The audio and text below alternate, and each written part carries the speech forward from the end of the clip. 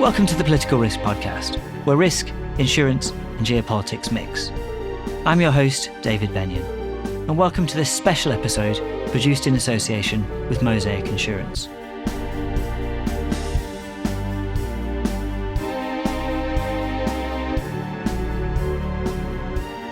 Our topic is Should the World Fear China? And my two guests are Finn McGuirk, Mosaic's Global Head of Political Risk, and Zhou Bo, a retired senior colonel from the Chinese People's Liberation Army, now a senior fellow at the Center for International Security and Strategy at Tsinghua University in Beijing.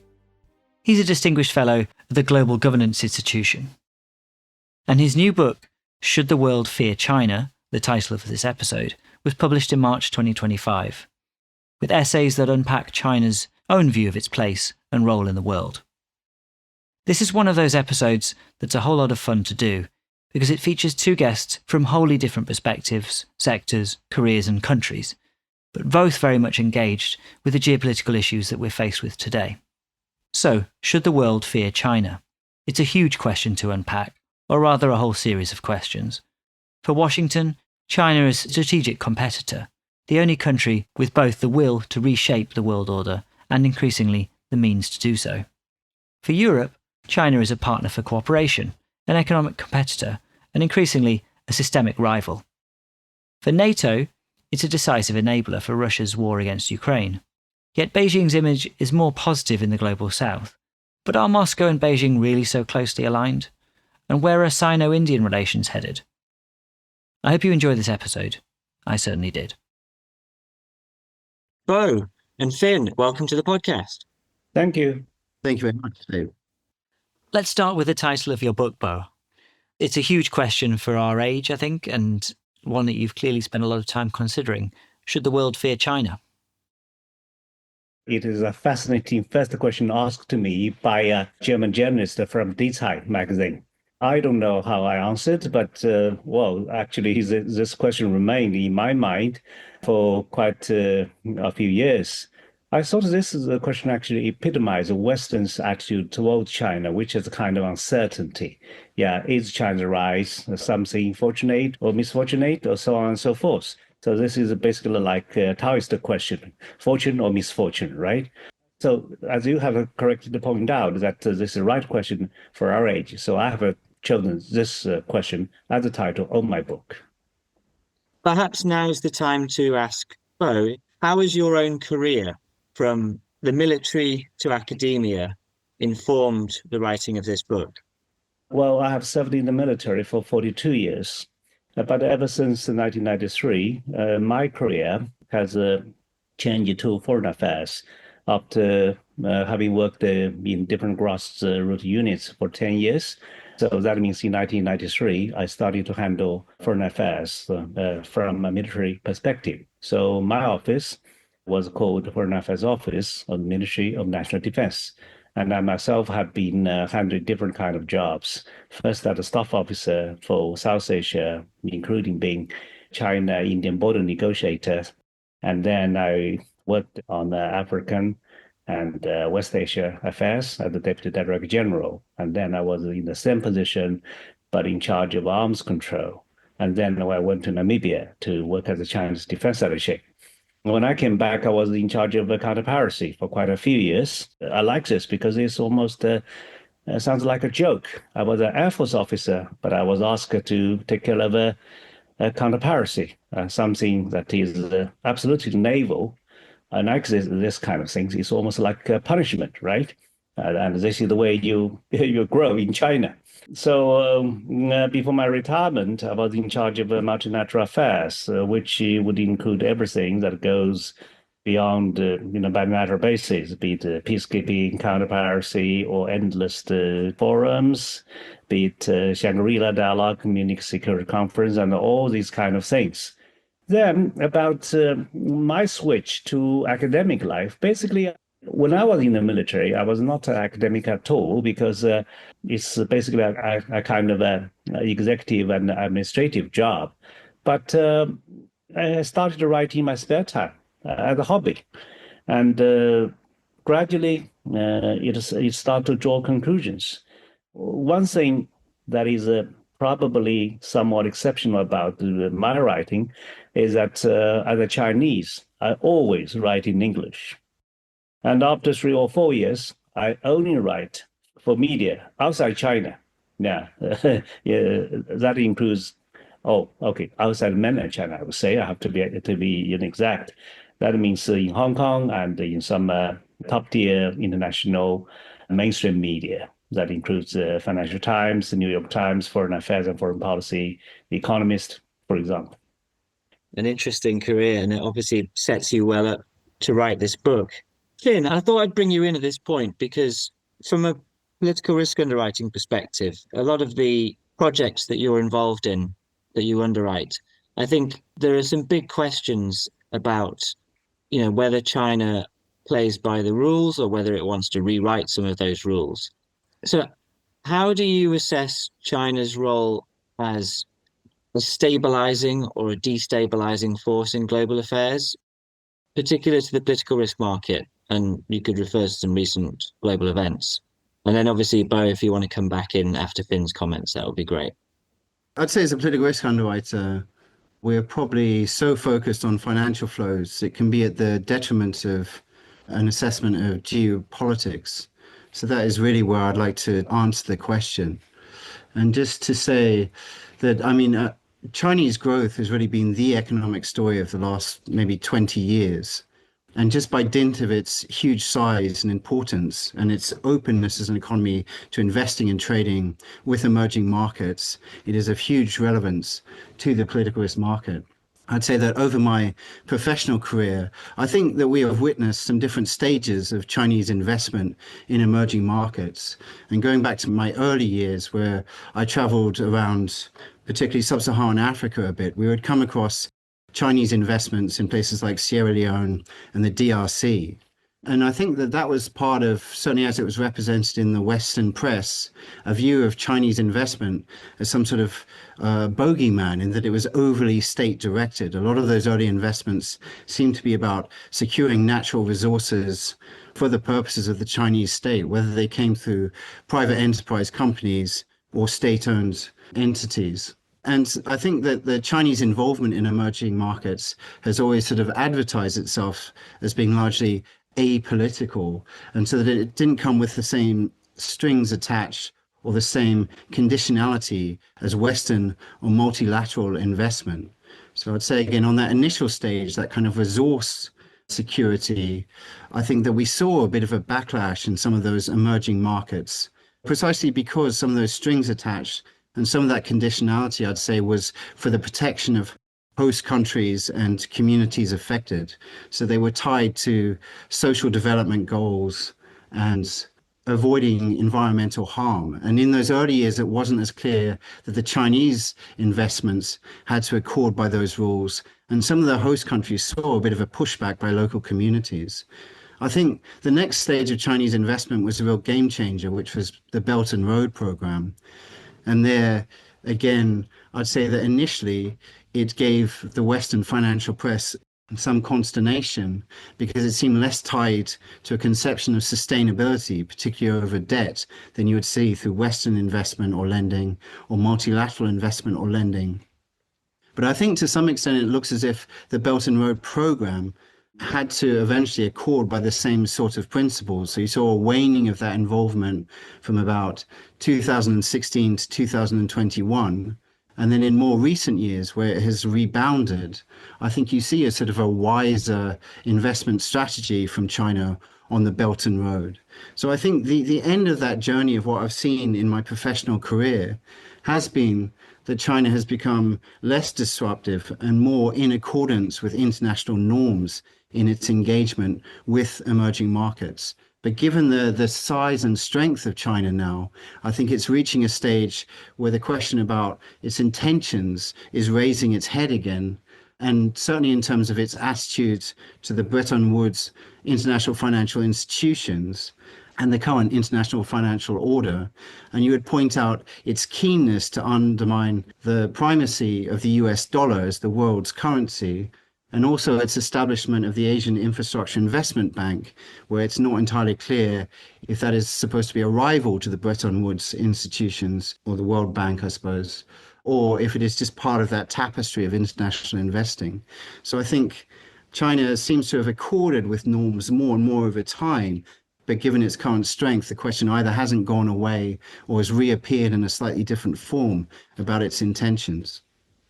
By and large, China certainly is improving its overseas investment, because for such a kind of a grandiose project like the Belt and Road Initiative, actually China doesn't have experience.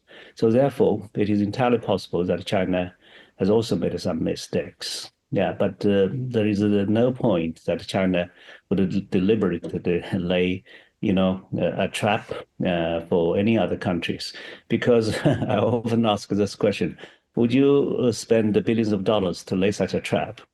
So it's not by telling lies, but it's a solid investment. So because we're not experienced, so we could make mistakes here and there, and because these countries cannot pay back, so therefore they have debts. It's not China's intention to put them, in debts. But Finn's points are basically from economic point of views. When it comes to the bigger question of whether China is a stabilizer or is an anchor or the destabilizer, we have to see how the world really is, which is difficult for us to see, because I think especially for the West, the problem is that they believe that the international order after the Second World War is a kind of liberal international order, which I never buy. Because why? I just simply put, I believe it's a kind of narcissism, right? Because after the Second World War, you can imagine there are so many events which should have shaken this kind of order, such as the independence of dozens of African countries, the rivalry of two camps. On each side there are more than a dozen countries, and then China's rise, even India's role in the non-aligned movement. All these are just major events. So the international order after the Second World War is never a kind of liberal international order. The problem with the West is that it just be the order is these rules and regimes which are really made by the West. But these are rules and regimes basically found in the economic fields. They're part of the order, but not the whole order. The order itself is much bigger. It should include, different national identity, social system, political system, and above all, civilizations. If you put all this together, then you just have a better sense of what an order really is. So if the international order is never liberal international order, then I believe the rest can actually become more relaxed and consider, okay, if the world is a kind of a coexistence of different social system and different civilization, then of course, what's the conclusion? The conclusion is we have to coexist. If you just believe, okay, China is a challenger, to the liberal international order, then of course China becomes a scapegoat. And then you would just take China at least as strategic competitors. And then even about those rules and regimes that Finn has talked about, I think it's remarkable for Chinese Foreign Minister Wang Yi to point out at the Munich Security Conference that China has joined over 600 international treaties, something like that. It's difficult for me to think what treaty China has not joined. I never thought, okay, China has joined 600 treaties. So basically, China has joined all the treaties, institutions, world bodies made by the West. So in this regard, we are just a part of the same treaties. And then whether you are just making use of these treaties in a direct or indirect way, or sometimes even in a crafty way, it's really up to others to judge, because what lies at the bottom is people's national interest. And we differ in national interest. We're all making use of these rules in our own ways. Yeah, and I think the point that one of you made about the dollar being the dominant global currency in the post-World War II era, I mean, that obviously gives an underlying element of American power beneath the system. And certainly when Finn and I spoke a year ago, we had a conversation that was perhaps more focused on Russia. But part of that was to acknowledge that the financial system has become somewhat politicized in recent years. And the fact that the dollar is the currency beneath the system, that it can be used in national interest. So rather than just see this as purely soft power and economic system, there is underlying politics in there. It's a mistake to not acknowledge that, I think. Yeah, I think that is true because it just tells why, for example, BRICS is becoming increasingly popular. My explanation for the popularity of BRICS is that it is united by a kind of a joint resentment toward the dominance over American dollar and to a great extent, Americans' hegemony. And people have come to realize that the world is changing. So people just want to catch the train that is already moving. But where the train is going, people actually don't know. Yeah, but everybody's afraid of being late, right? So, so they have to catch the train. So where is this train called BRICS, heading for? We don't know yet. Because is it an anti-Western club? Definitely not. Because India, is in it, right? And even China has a lot of trading with the United States. So it's not an anti-China club. And then it is, of course, focused on economic development. And so maybe gradually it will grow with strength with, countries like Saudi Arabia being members. So it becomes stronger financially. Therefore, it can provide a kind of financial assistance to global South countries without, strings attached. Finn, just obviously, I'd like to get just a closing comment on this section from you, based on what Bo was just speaking about, but also perhaps bring into this the perspectives of the global South countries, because it's a mistake to just talk about what China thinks or what Europeans think or what the Americans think. You already mentioned your experiences in Sierra Leone and the DRC. I think it's important to ask, how do perspectives on China differ across regions, such as Sub-Saharan Africa? What I was referring to in that initial piece was just that I think that attitudes to Chinese investment in sub-Saharan Africa have softened over time. And I think that the great compliment is just the level of engagement. So if you compare it to the United States, which came to feel during the Biden administration that it had somewhat missed the boat and looked to also become more involved in the sub-Saharan African development story, we're seeing that quickly unwound by Trump. And so they look like an unreliable partner. I mean, China, whilst I do think it made some mistakes, and this sort of untied investment caused some issues over the years, you would have to compliment the level of engagement and making a part of Chinese policy, that kind of level of engagement with the global South. In terms of the individual areas, I've already referred to political risk underwriters being too focused on financial flows rather than geopolitical. But where that would be most obvious is in talking about Asia, I guess, where there must be something of a split view of Chinese influence in Asia, because China has also been a massive part of the development story of countries like Vietnam. But at the same time, with its 9 dashes and the South China Sea and potential Chinese expansionism there is more concern from some of its neighbors over its role and intentions.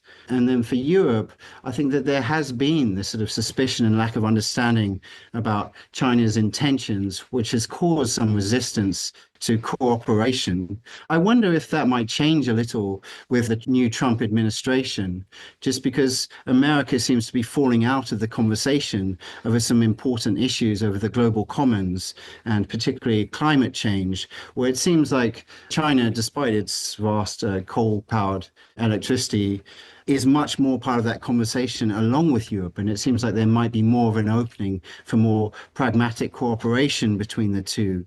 So the developments in the States might almost drive them together a bit, I think.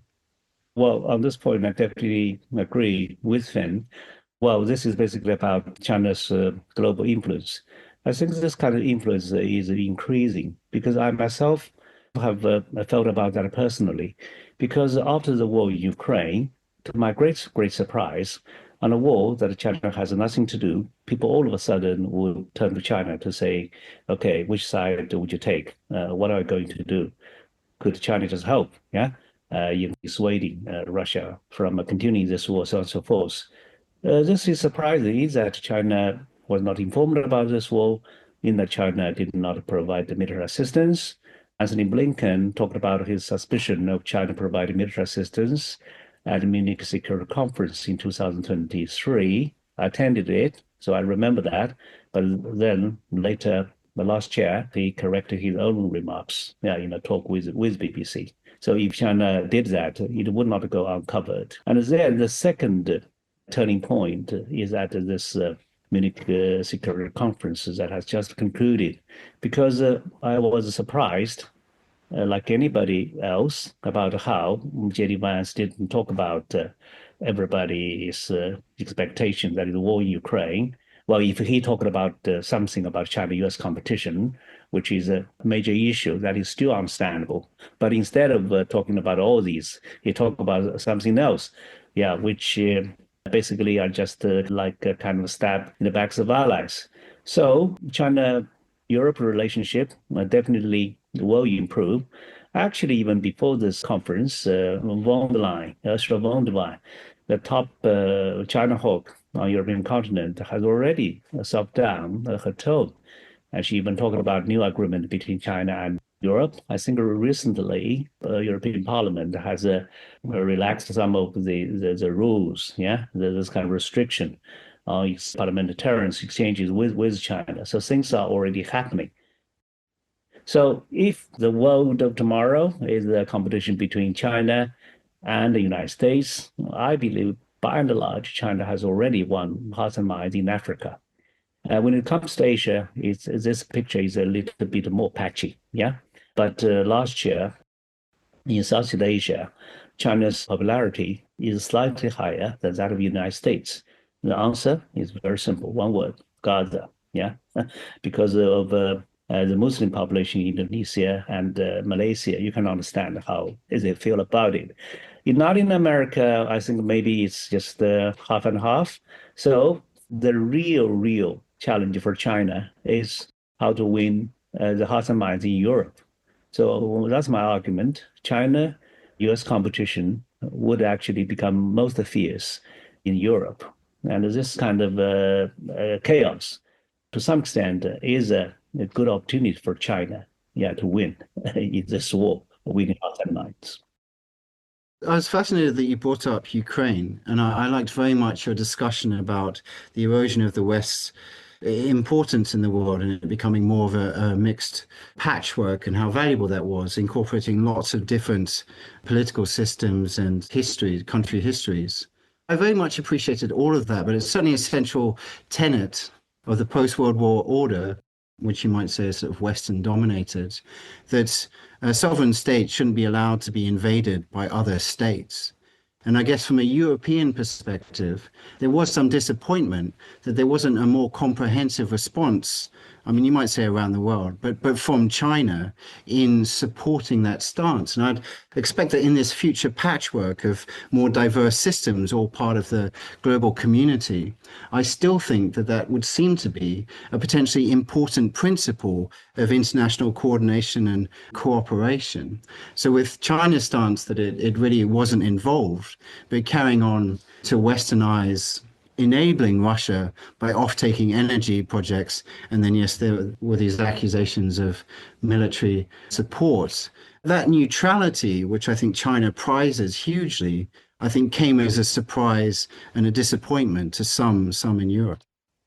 I understand how you feel, but the problem of the West is that it could not read the nuance or subtlety of Chinese position, because after this war has occurred, which is basically is Russian invasion of Ukraine, China has talked about respect of sovereignty. In talking like that, China basically is saying, Russia, you're not respecting sovereignty of another country.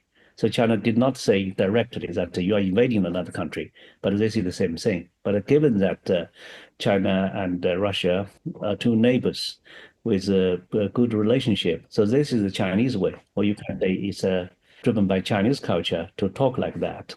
But China has really some bottom lines. Yeah, as I said, China has not provided any military assistance to Russia. The question actually is more about the so-called dual-use items, right?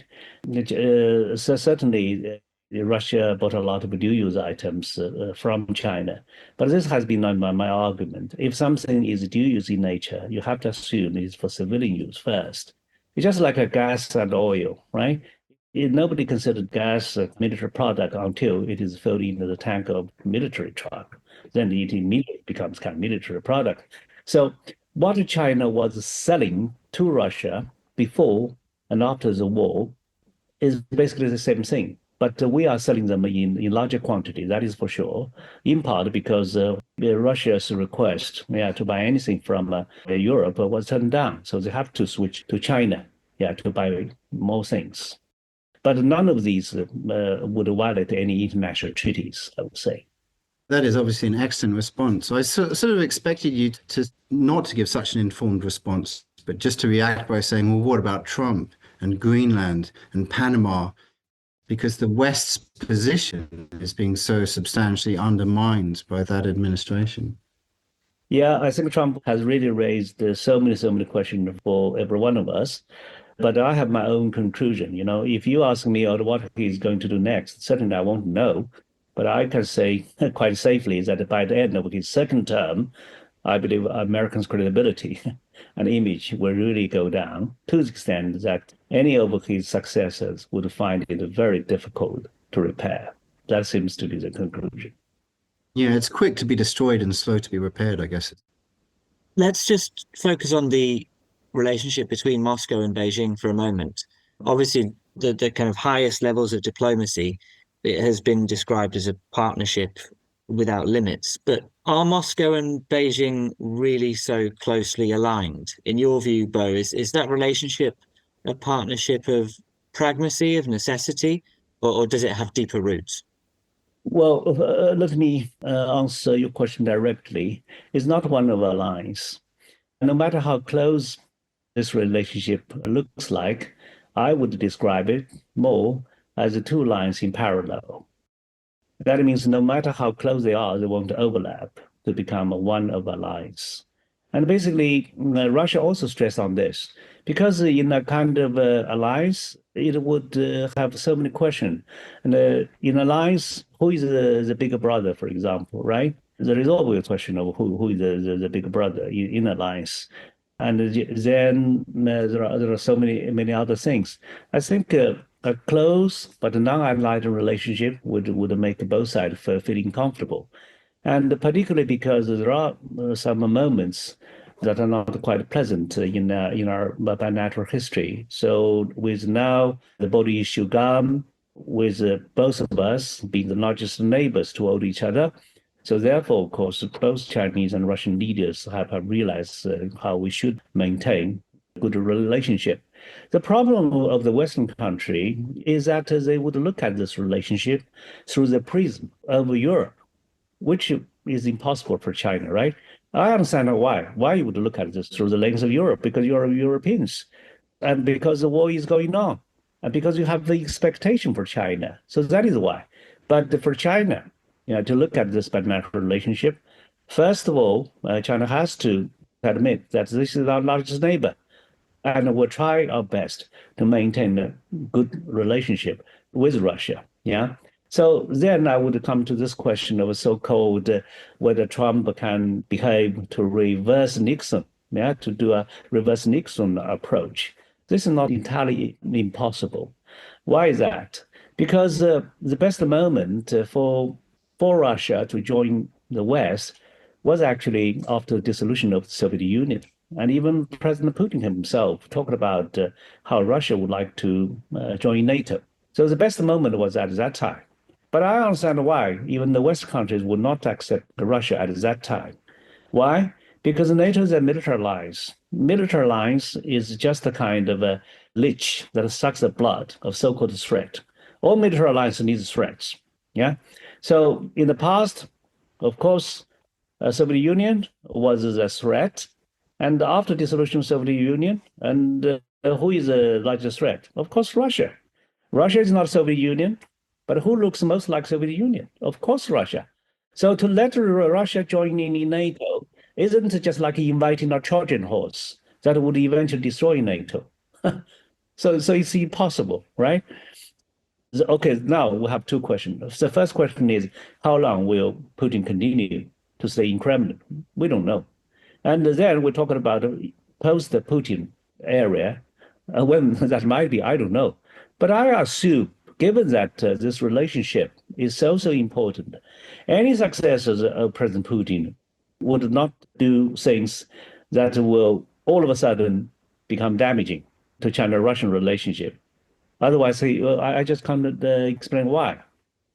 I wouldn't mind just chipping in, because it refers back to a comment I made on a previous podcast with you, and where I'd view both China and Russia as not being status quo powers, but that seems to be what sort of draws them together in looking at reforming the international order a bit. But aside from that, they seem like very different stories. So Russia seems like a much narrower story and really talking about the past. So it's really funding itself through hydrocarbons, the economic power of the 20th century. And indeed, in terms of its aims, it seems to want to re-establish a sphere of influence, irrespective of the rights of self-determination and sovereignty of the members of that sphere. So that also looks quite sort of backward looking. Whereas China's undermining and potentially reforming of the international order looks really more about a story about the future. And you can see that with the growth in the Chinese economy, but also in the areas it has chosen to grow into, in electric vehicles, in renewable energy, in AI. So it seems like very different motivations in changing the current order. One is very much backward looking, and I think the other is forward looking. Phil, you're absolutely correct. In my own description, Russia's look to the future from the past, while China just stare into the future and would just move forward. I think both China and Russia talking about a multiple narrative, but are they talking about the same thing? I really have some doubts. Yeah, China is a beneficiary of globalization, which is rooted in the international system, supported by all these rules and regimes that we have talked about. But Russia's attitude basically is, okay, we are the victim of the system. So in Putin's words, what is the use of the world without Russia? And my response in Financial Times is then, okay, where would Russia be without the world, right? Finn, with your experience looking at, for example, bilateral and multilateral investment treaties, so obviously thinking about an economic circumstance, but it seems like if you look at the goals of Russia and of China, they seem so different. And we talked about this in the previous conversation, but Russia being a pariah at this point, its goal seems more or less to blow the system up, whereas China's is maybe just to sort of move the rules here and there, expand the conversation, create some new institutions that serve its own national interests, but within the framework. It wants to work within that framework because they have entirely different goals. Is that a fair comment? I do think that's a fair comment. With China, I just do think that there continues to be a suspicion about how committed it is to the current institutions. But evidently, you would look at a situation like the debt restructuring in Zambia, where whilst there might have been some initial confusion and reluctance, China, along with the other creditors, sat around the table to hammer out that restructuring.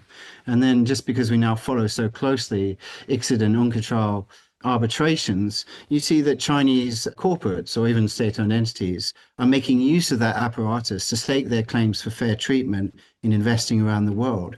So the evidence is sort of pro-China not being disruptive in terms of that infrastructure. It's just that there's this sort of continuing suspicion, warranted or not, from the evidence not warranted. And yes, as you say, Russia is currently attempting to weaponize that system, and it looks as if the effect might be to cause tremendous strain to it and cause tension on both sides. We've already alluded to India already a few times, and what India's rise to great power or superpower status is just one of those sort of questions that almost gets pushed out by the focus on the West and China. So I think to focus on Sino-Indian relations is a really interesting question. So, where do you think India's relations with China are headed? Well, I think we have gone through the most difficult time that was seen in Desert Brawl in Gava Valley, in Himalaya mountain. Well, as to what has really happened, well, people know it, but as to why it has happened, well, there are different stories from Chinese side and Indian side. I do not want to get into that, but I would say that the Chinese relationship with India now is improving slowly, I would say. India is certainly a country that has bright future, given its large population and its large young population. It is moving in the right direction, I would say. But India will only be where China is now around 2050. So the gap is huge.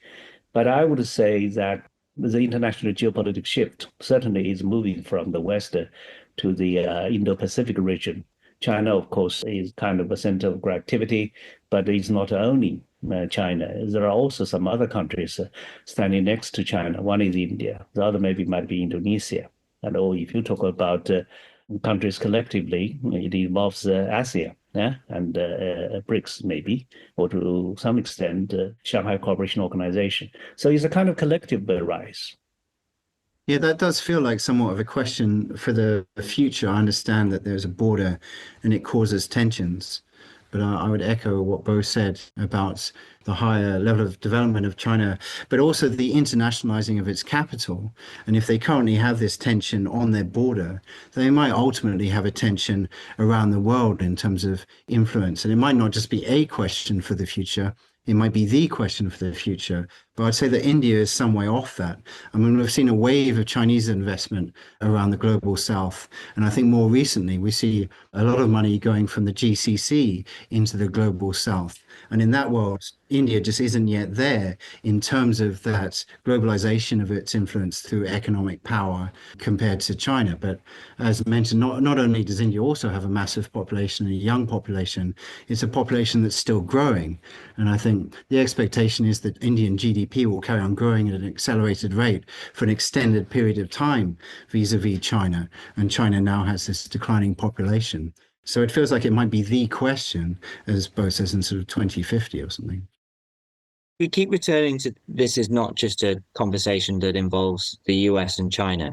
You've got so many, just the global South countries, name checking Indonesia, India, and so many more that many of them have large populations. And this whole era is one that's being described as multipolar.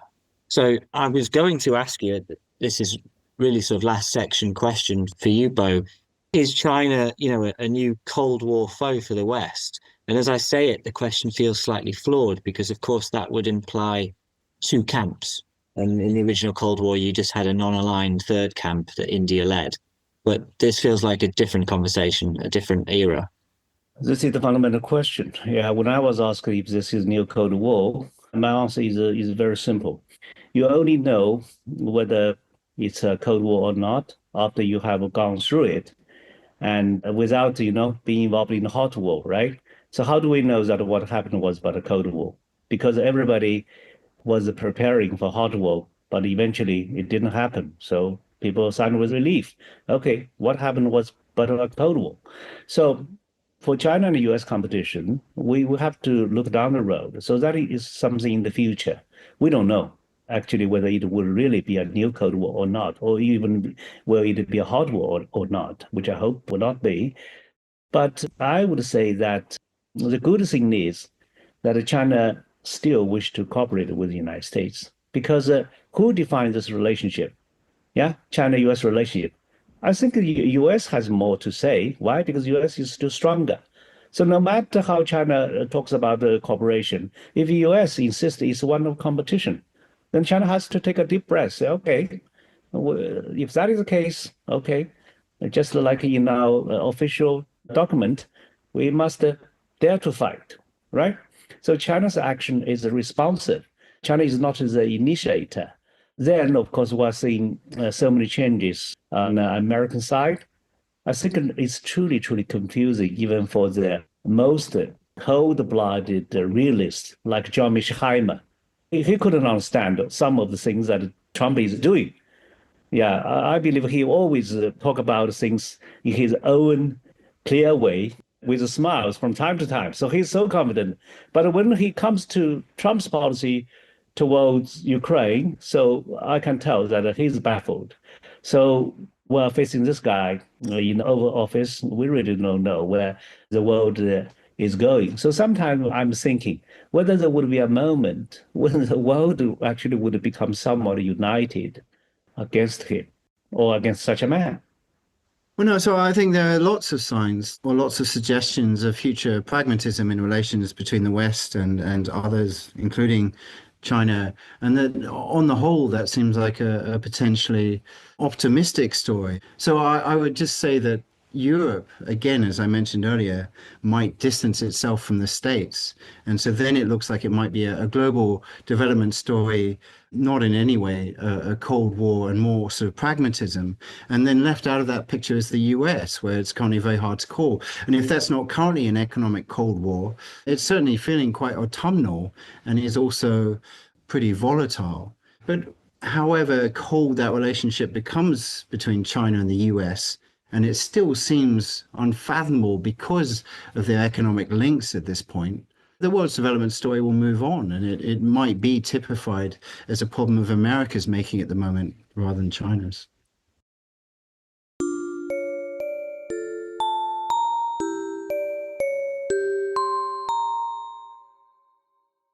Thanks for listening to this special episode in association with Mosaic. I've been your host, David Benyon, and I'd like to thank my guests, Zhou Bo and Finn McGuirk. Please tune in next time for another episode soon. This podcast was produced by Peter McGill, and Lawrence Durkin made the music.